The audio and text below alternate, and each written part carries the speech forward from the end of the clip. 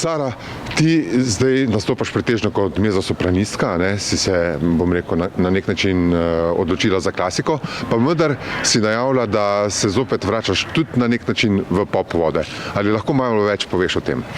Ja, v bistvu sem se nekako odločila, da je najbolj logičen korak za mene, da začnem združevati svojo karierno pot kot Raven in kot Sara Briški, mezzosopranistka. Tako da zdaj bom začela z nekak novim projektom.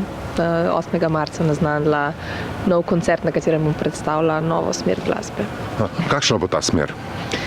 Mi smo jo poimenovali elektroopera in nekako bom poskušala združevati elemente klasike oziroma vsaj za ta koncert preurediti operne arije, da bodo dobile ta nek moj značilen temačen elektronski zvok.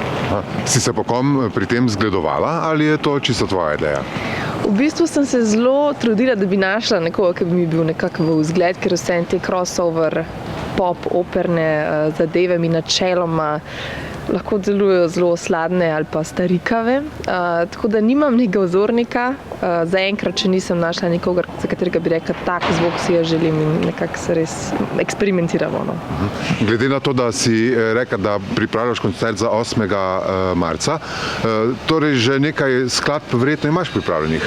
Ja, v bistvu imamo pripravljeno že kar za cel koncert skladb, se pravi tam nekje, zdaj ker so operne arije, so malo daljše, tako da mislim, da jih je okrog 12, tako nekaj. Kakšne opere pa si izbrala? Zdaj za ta koncert, ki je ob dnevu žena, sem se nekako poglobila v ženske operne like in sem tudi potem izbrala neke arije iz teh oper, kjer imajo ženske glavno vlogo. Toska, kaj podobnega? Toska sicer ne, ker je sopran, sopranistična vloga, ampak bo tudi par sopranističnih arij. Zdaj, drugače pa načeloma Carmen, Dalila, iz takih oper sem črpala. Nisva pa še povedala, kje bo koncert? Koncert bo v Cankarjevem domu, v klubu Cankarjevega doma, 8. marca ob 8. Glede na to, da zdaj na nek način ustvarjaš, odkrivaš nov žanr, ali te mogoče lahko pričakujemo v tem žanru tudi na, ne vem, EMI ali na podobnih festivalih? Ja, od zdaj naprej sigurno bo nekak pop oziroma elektroopera ta žanr, ki ga bom nadaljevala in zdaj na EMI verjetno še nekaj časa ne, enkrat.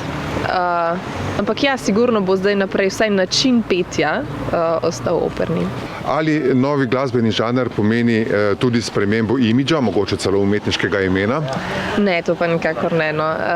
Nekako mislim, da se vedno trudim nek malo bolj eleganten odrski videz imeti. Mislim, da bo tudi pasal na malo bolj operni način petja in me nikakor ne bom menjala.